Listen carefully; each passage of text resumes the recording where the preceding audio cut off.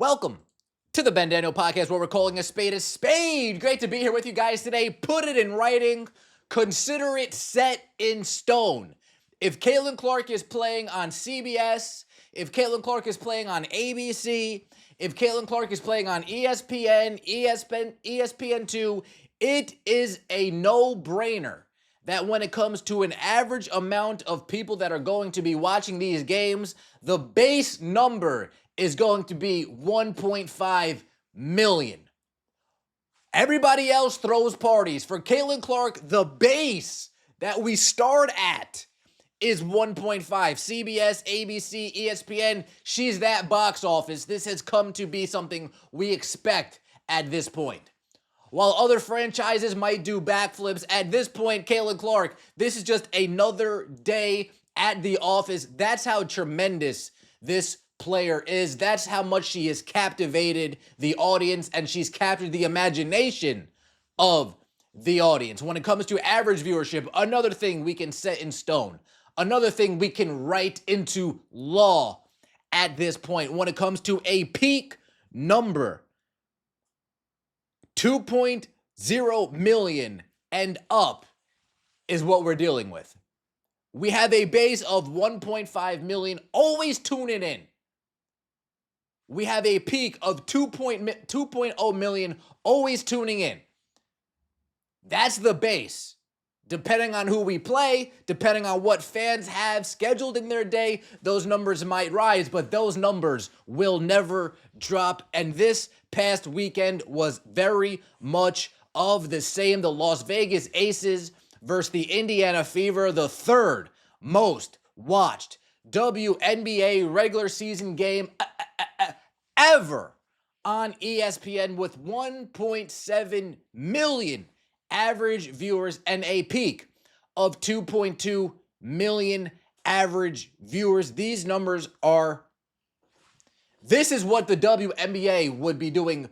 You'd think that they would be protecting a player that brings in these numbers consistently.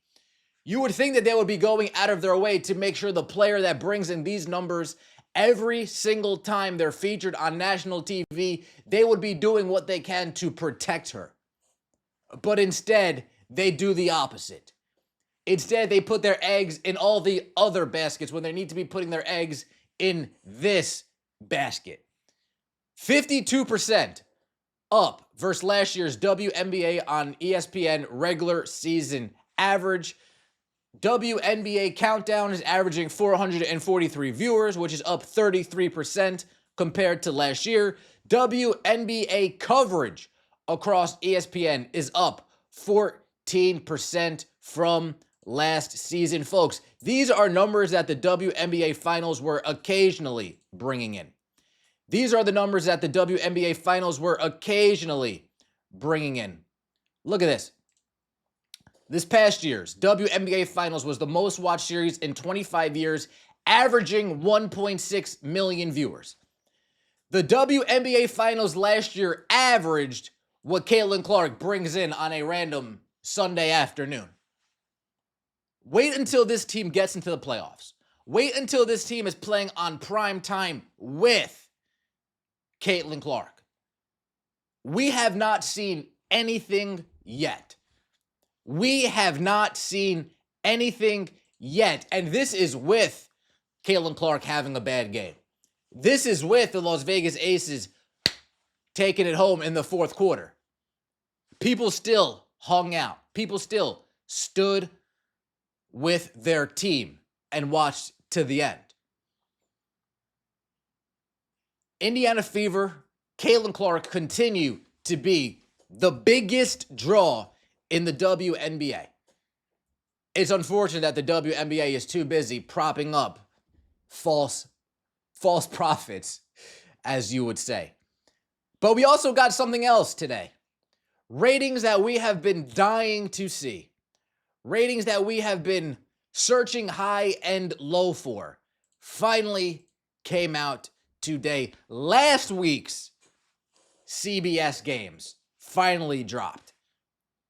Last week's CBS games finally dropped. I guess CBS thought today would be a nice time to just slide those metrics in here right behind another awesome Caitlin Clark turnout. CBS on Father's Day averaged 939,000 viewers for a Sun Sky WNBA regular season game. Unsurprisingly, down by more than half compared to the Sky Fever game a year ago, which did 2.25 million. We went from 2.25, fast forward a year, no Caitlin Clark, 939,000. CBS, WNBA, they're thrilled with this number. This is a respectable number for non-Caitlin Clark games. This is a respectable number for non-Caitlin Clark games. It makes me wonder why it took them so long to put it out. The previous day, June 14th, CBS drew 702,000 for a Sparks-Lynx matchup, which was up 5% from Suns Wings a year ago at 671K. But what number have I been saying? 750,000 and up. 750,000 and more. This number failed to meet the mark. Sparks-Lynx, that number failed to meet the mark. We had a game go on this past weekend on Sunday between the Chicago Sky and the Atlanta Dream. Excuse me, not this past Sunday. This past Saturday, the Connecticut Sun versus the Chicago Sky. That was a CBS game. We have yet to see ratings for that. So a game on Saturday on CBS, we don't get ratings for. But a game on Sunday on ESPN, we now get ratings for. Is this what we're going to be going through all year? We're going to wait and wait and wait and wait, and we'll slide them in. We're going to wait and wait and wait and wait, and then we'll slide it in. We're going to wait and wait and wait, and then we'll slide it in. I wish there was more initiative. I wish there was more up to in releasing these ratings, but beggars can't be choosers, now can we? Beggars can't be choosers, now can we? We have a game today, folks. We have a game today. Indiana Fever are taking on the Seattle Storm in Seattle, 10 o'clock game. This is going to be a tough one, folks. This is going to be a tough one. The Seattle Storm are playing very good basketball. Skylar Diggins is playing very good basketball. And our offense doesn't seem to be clicking unless Caitlin Clark's carrying the load. Our offense doesn't seem to be an offense unless Caitlin Clark is carrying the load. Hopefully tonight that changes a little bit. Seattle Storm are 9-5, riding a 3-game winning streak. Indiana Fever looking to avoid a 3-game losing streak. Let's come out, let's run, let's punch the Seattle Storm in their mouth. Skylar Diggins isn't going to give us any free buckets on the perimeter. She's just not.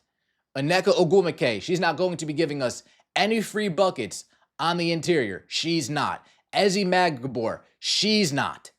Erica Wheeler, Erica, we see you, Erica. Unfortunately, we got to beat you today. We see that you've been playing well, averaging 11 points per game, but we got to beat you down today. And then Gabby Williams as well. Gabby Williams versus Lexi Hull. That's the matchup that I'm looking for. How Lexi Hull is going to be able to shut down Gabby Williams. How is Sophie Cunningham going to be shutting down Gabby Williams? Because Caitlin Clark and Kelsey Mitchell, they're going to be having their hands full with one Skylar Diggins. The last thing that I will touch on is this DeWanna Bonner situation.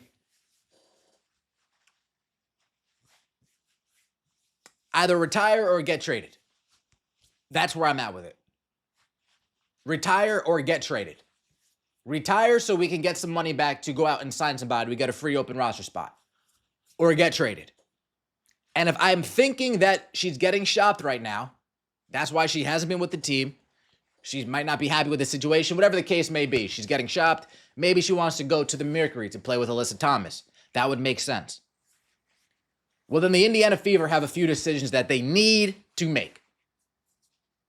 This is what I would do, personally, me. Phoenix Mercury have nobody that they would actually trade us worth of salt for Dewana Bonner. We're not getting Cock Hopper. We're not getting Satu Sabali. We're not getting Alyssa Thomas. So who can we get? I would go after Kaylani Brown, a 6'7" big. Somebody that can, A, back up Aaliyah Boston, and B, give us some minutes where we can see Aaliyah Boston at the 4, where she's able to bully people. Put Aaliyah Boston at the 4, where she's able to outmaneuver, be stronger, be more physical than all the other 4s in the league. Then, move number 2, bringing back Ari McDonald. Then, move number 3, dropping Brianna Turner and going and get somebody from overseas that plays a CC brand of basketball. That is what I would be doing. We are in time for not desperate moves, calculated moves. We are in that period. We are in that time. I know Kaylani Brown isn't a rim runner, but she's a big body that's not going to be taking shit. She's going to be helping Aaliyah Boston not get beat up in the post. Just like when Rudy Gobert came to Minnesota Timberwolves and helped Karl Anthony Towns not get beat up in the post. I'm thinking along those same lines. Everybody can play better with Caitlin Clark. Let's give her the respect that she deserves. Anybody can play better with Caitlin Clark. The Kaylani Brown that we might see with Caitlin Clark will look night and day than the Kalani Brown that we see right now. Let's give her some credit here. That's why Caitlin Clark is that damn good. That's why people have Caitlin Clark written in as their MVP prior to the season starting. Because she makes her teammates better. So if you're not coming back, retire or get traded. Bring me Kaylani Brown. Let's sign Ari McDonald. Let's drop Bree Turner and go get me a wing from overseas. I'm sure Mick knows some wings overseas. Shout out to Mick Talks Hoop. He knows all these European players. I'm sure he knows somebody that he has circled already that says, that's a player, the team doesn't have the rights to them, that's somebody that the Indiana Fever should bring in, and that's who we need to go get. Sign Aaron McDonald, bring me a pace and space foreigner, and trade Dewana Bonner to the Phoenix Mercury so she can be with her wife, and we can get somebody of use out of that trade. Again, we're not getting a Satu. We're not getting a Cock Hopper. We're not getting Alyssa Thomas. Natasha Mack, nice player, but why have another 6'4" player? We already got Dennis. We need a big body. Let me know what you think in the comment section below. I appreciate all of the support. Don't forget to like the video if you enjoyed. And subscribe to the channel. That would mean so much to me. The venue is open tonight at 10 o'clock. Looking forward to seeing you all there. See you next time. And as always, take it easy.